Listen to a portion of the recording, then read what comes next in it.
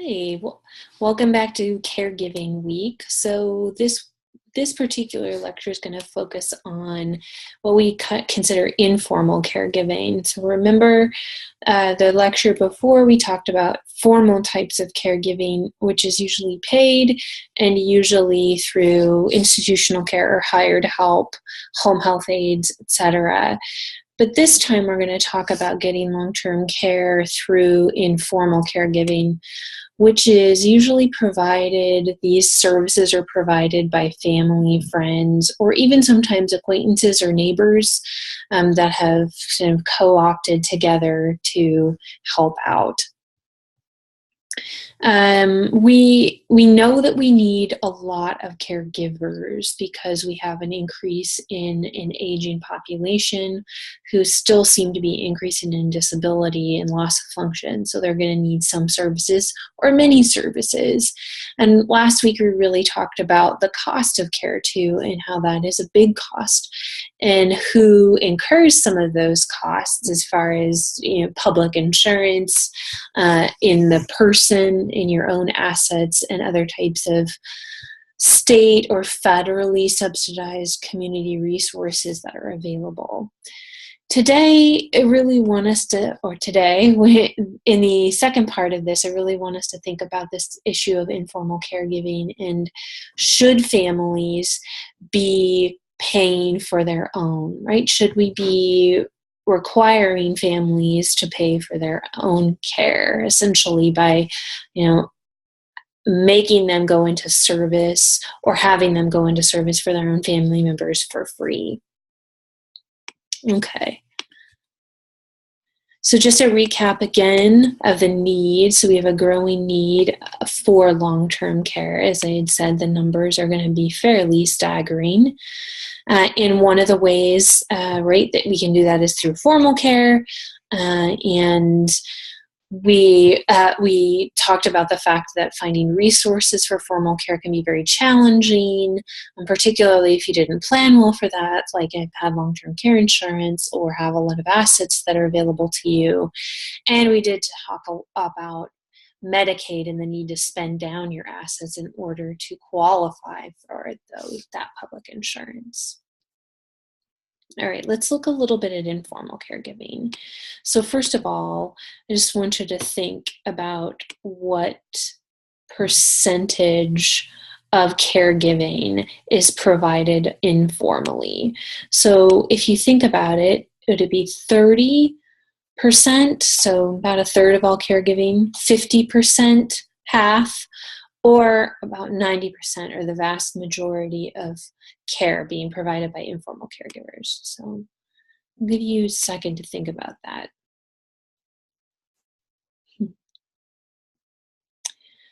So the answer is close to 90%. I think it's around 87% of caregiving. All of caregiving is provided informally.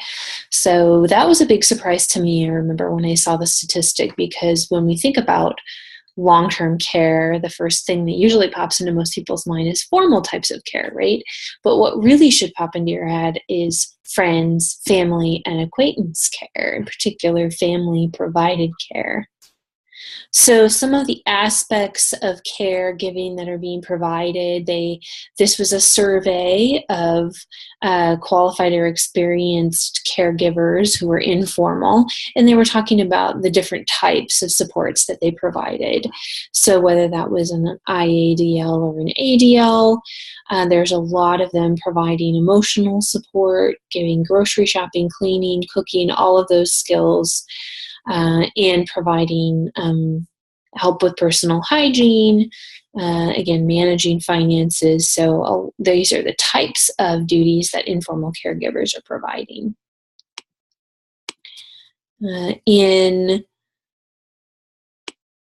For those of you who have either participated or seen or observed informal caregiving in your own homes, you can think about that family member or friend and what types of duties were spent time on, that the caregiver spent time on or that you spent time on, and what the distribution of that work was in general. So in 2009, there were about 42.1 million family caregivers in the US that provided care to adults who had limitations in their daily activities. And at any time, about 61.6 million provided care at some point in time during the year. So we have a lot. The estimated economic value of unpaid contributions we'll talk about a little bit, but that's about $450 billion total. And that's in 2009, so $2009, right? So, and it's been increasing as we think about the number of people who caregive and need care increase. Speaking of, I wanted to show you this here, if I can advance this. There we go. I advanced it too much. All right, so let's look at the support ratios that we have. So what I want you to take away from this is that there are a finite number of caregivers available, right, in the US and in the world, but this is US statistics.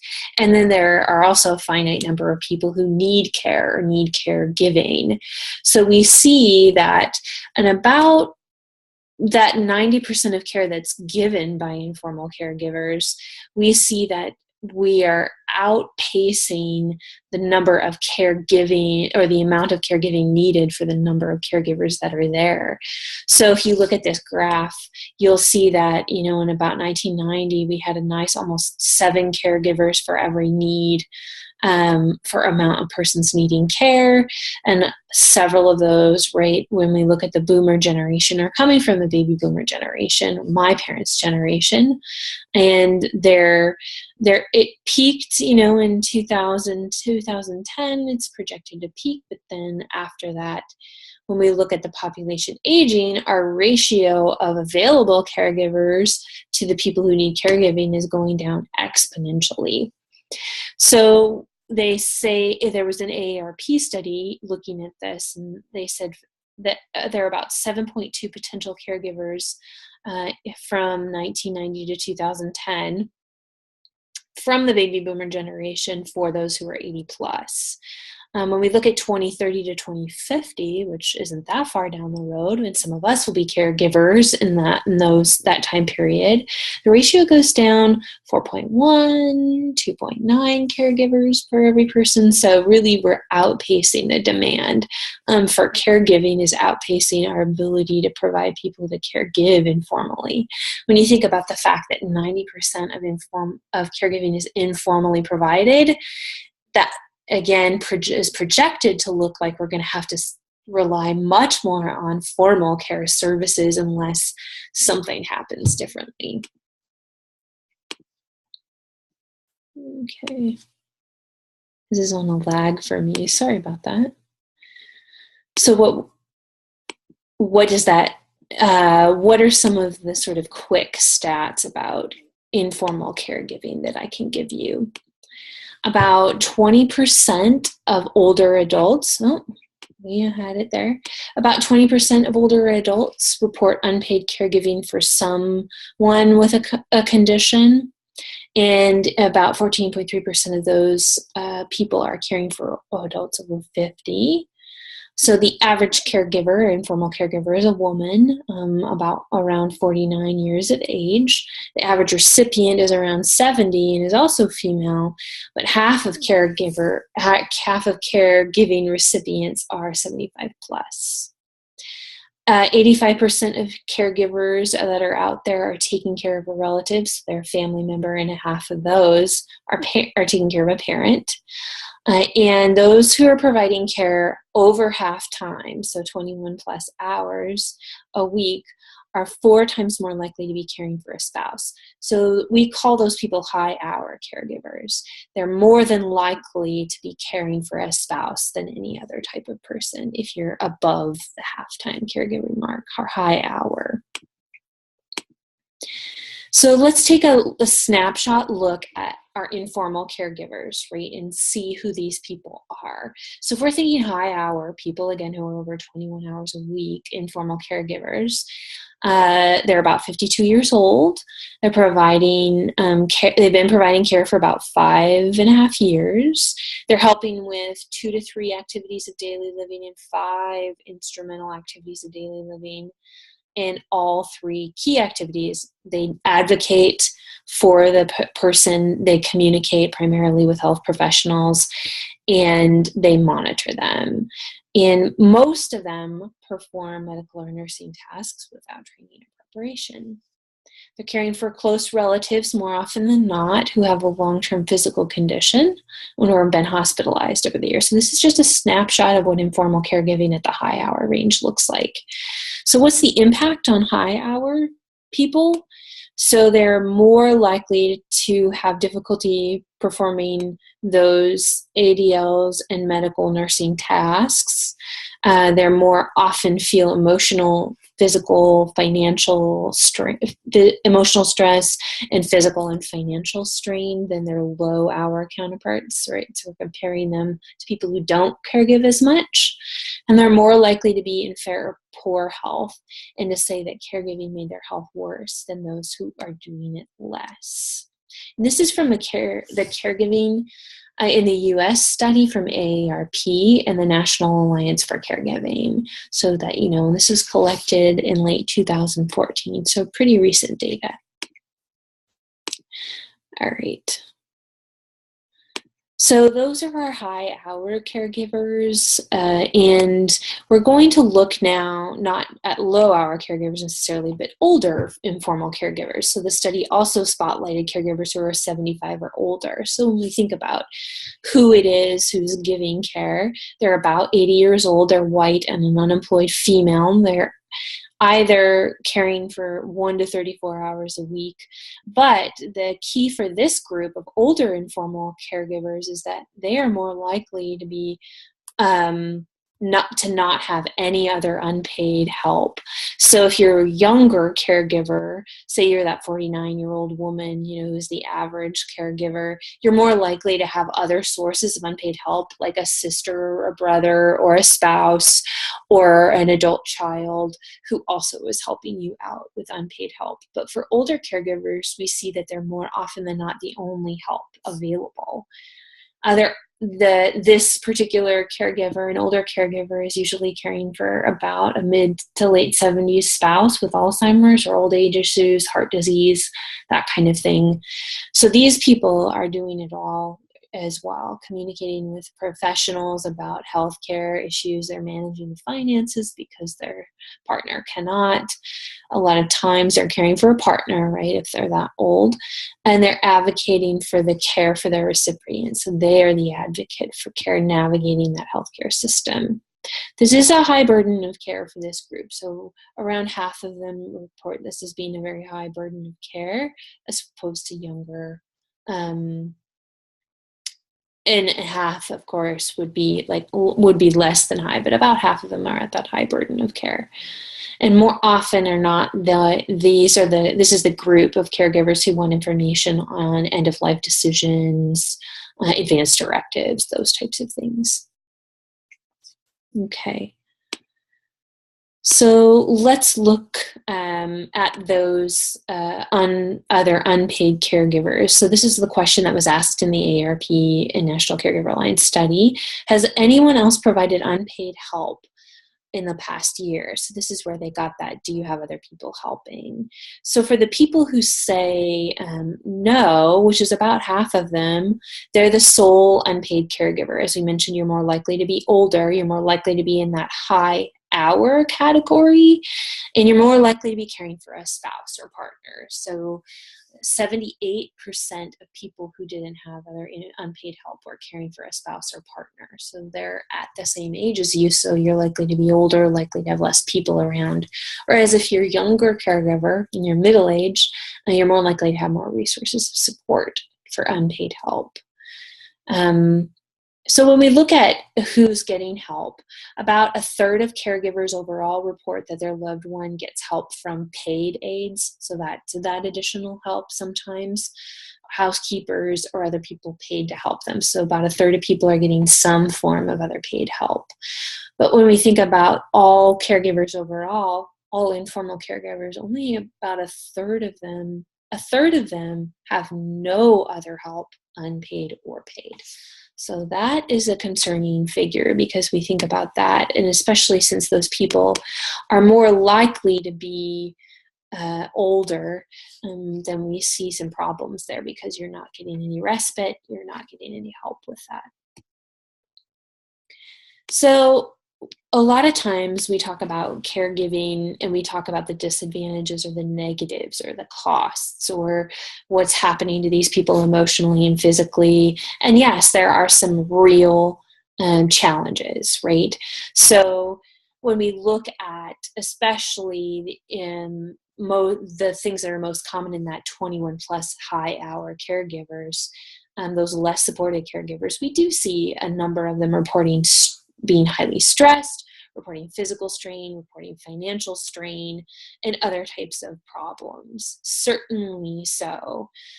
However, this isn't a universal or a sort of a sentence for you to be a caregiver, right? There are a lot of benefits for being a caregiver, including caregivers maybe paradoxically tend to live longer, but maybe that's because of the benefits you get. Maybe that's because you have purpose to live. But it increases physical activity for people.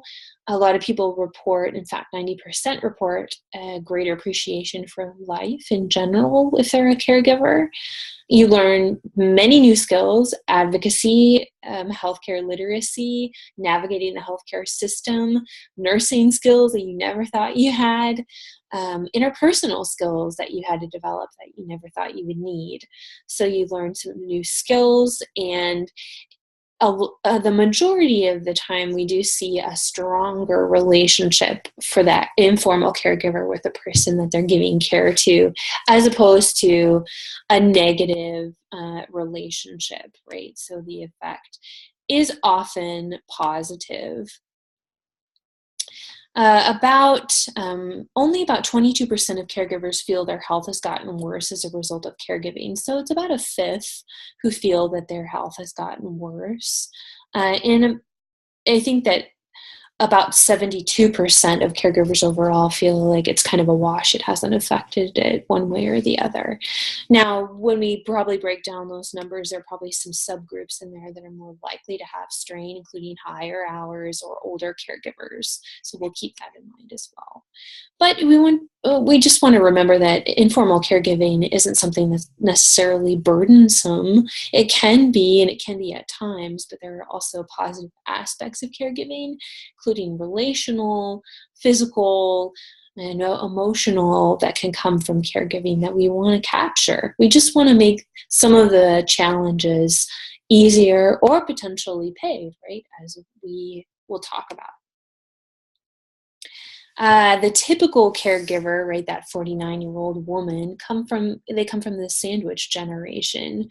So what that means is, right, they have multi-generational households where they might be younger or somewhat older youth in the home still, or even like 10, 11-year-olds. There's a caregiving parent, and then there's the grandparent who lives in the home as well, or potentially great aunt or someone like that. So you see those 3-generation homes where the caregiver is sandwiched in the middle, right? So that is also a typical picture of a caregiver. We have a lot of multi-generational families, but we have had a significant drop in them in the last few decades. In the book, your textbook has talked about this issue of the sort of changeover of the family structure. Only about 22% of households have multiple generations under one roof. It's much more of a nuclear family life where you have, parents in a different place and you might be providing care for them. Or, a few may have the sort of sandwich experience. When we think about the sandwich generation in working, so a lot of caregivers also work, right? So they don't give up their jobs, they just add jobs on top of that. So excuse me, you can see here that 74% of caregivers report that they also work. So they say that of those, the majority of, so 60-70% of them will say, I've had to make accommodations to my work since I've had to take on caregiving, which could include going in late and leaving early, picking up maybe and dropping off from adult daycare, going to doctor's appointments, taking time off, and taking more time off than usual. 15% of informal caregivers that work report taking a leave of absence or reducing their work hours because of caregiving. So, and this is more than likely the people who are having those high hour caregiving, right? Working daughters. So this is a big portion of our informal caregiving population. When we think about this in those who don't quit work altogether, who might or might work part-time, we have to think about the effect that that has in loss of wages and potential loss of, moving along in career, up or down in career.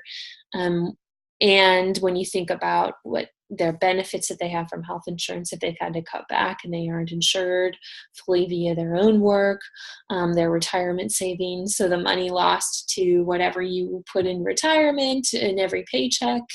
Also Social Security benefits, right? So Social Security, which we'll talk about in a few weeks, you gain Social Security by putting into the fund via your work wages.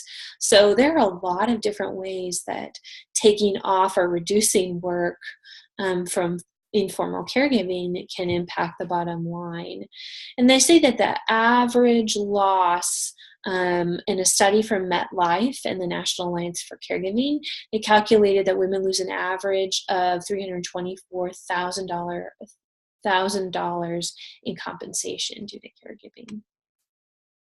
So it's not in an insubstantial amount, right? Okay. And when we look at caregiver services in general, and this just isn't, women or daughters who are losing out here, but everyone who's providing informal caregiving and having to cut back or change work, if we look at the amount of work provided as well, we see that about $450 billion per year, as I mentioned earlier, is the value that is unpaid caregiving right now. So that's a hefty amount of money that the federal government isn't having to provide, well, federal and state via Medicare or Medicaid. In mostly Medicaid dollars, right? Because Medicare doesn't really pay for a lot of those in-home ADL, IADL types of services unless it's skilled nursing care related. But it's a huge source of funds for care and health care in our aging population. Largest source of long-term care in the U.S. Again, 87 to 90% of that care provided informally. It's a huge amount of money. So the question then becomes, are they responsible? Is a family responsible to care for an older adult if they can? Do they need to, or should they be taking this on? Or have we provided a system that makes that the best, easiest option as opposed to paying for the other sources when we rely on, as a society, family members to step up? So when you think about if there is responsibility in a family to take care of an older relative who has a decreased functionality, a lot of times there is a moral or ethical responsibility felt in family. We see, as the book mentioned, the exchange theory of aging happening here. And this was really a theory that's based on the interaction of different social groups and it's based on reciprocation, right? So spouses take care of each other because they expect the other one to take care of them. You take care of your children expecting that they will take care of you. And so that goes on. And a lot of informal caregiving might be based on those types of things. There's also filial piety, which is a cultural construct in a lot of ways. So filial piety, or feeling responsible for taking care of family members, it's based on a strong reverence for a parent figure, right? To your respect for them and your duty to them to care, which in some cultures is very strong and promotes much more multi-generational societies and families than we tend to have in the US. And the book talked about different, more Eastern, it tends to be an Eastern versus a Western, or collectivist versus an individualistic culture value. But that doesn't mean that it doesn't exist within a Western culture. In fact, we see a lot of subcultures within the US, such as African American and Hispanic communities with multicultural families, or multi-generational, families, and this idea of filial piety and the need to provide for your elders and respect and duty towards them. All right, so we also have some nations where it's actually it's been legalized that you have to care for your parents. So the book gave the example of Singapore, but also in India, we see that parents can actually sue children to provide for their care if they don't step up and do it. So that it is written into law that as an adult child of a parent, you have some legal responsibilities to them, or economically, to take care of them. And this picture here is the site in Singapore where you can go to, where you can report that your kids aren't taking care of you and report it to the commissioner, and then they have a tribunal that looks at these cases and then will rule for or against the parents or the adult children. So that's taking filial piety very seriously and making it a law. We certainly don't have that here, and our value system in the US is aligned fairly differently than that. But we do see some more collectivist cultures having laws about the need to take care of your adult parent or your aging parents financially. So again, bringing it back to this question of, well, we have this huge reliance on family members for informal care that we're kind of skating away with and not having to pay for. But there are some tolls that are taken, some challenges for informal caregiving along with the benefits. And perhaps there is an easier way to do this. Maybe we should subsidize informal caregiving and provide for family members on some level that are taking on this extra workload to be able to do. And there are some arguments on both sides, and I would encourage you to look at readings 24 and 25 in your caregiving chapter in the text. And this is really just a rundown of the arguments of both of those things. So we want to look at both sides of the argument, and if we paid for them, we would say, in general, in-home care doesn't save us money because we lose money in other ways, including economic productivity. So why would we be paying out extra if it's already a balance? Where actually, if you look on the other hand, it's not as much of a balance, and there may be ways that we could balance the equation better if we were providing care. Some are worried that if we subsidize informal caregiving, we're going to have all these informal caregivers come out of the woodwork, right? The woodwork effect. When actually, when you look at feasibility studies that have been done in states, New Jersey and Ohio, also in California, you don't really see any sort of woodwork effect happening. It's not like all of a sudden you have 50% increase in the number of informal caregivers because now they can get paid.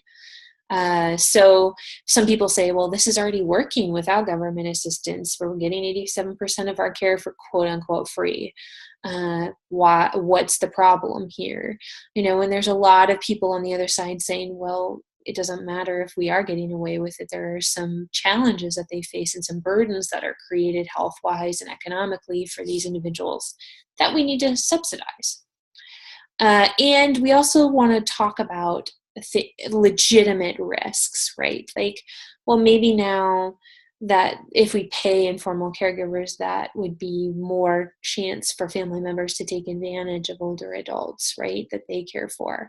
So when we look at feasibility studies that have been done in states that have piloted these types of programs for informal pay, we don't see a significant increase in either risk to the older adult or exploitation, um, an exploitation of family caregiving. Somehow all of the people are worried that, well, if we subsidize family caregiving, this is going to make people, stop working and take these subpar wages and feel compelled to do so, and we're exploiting them.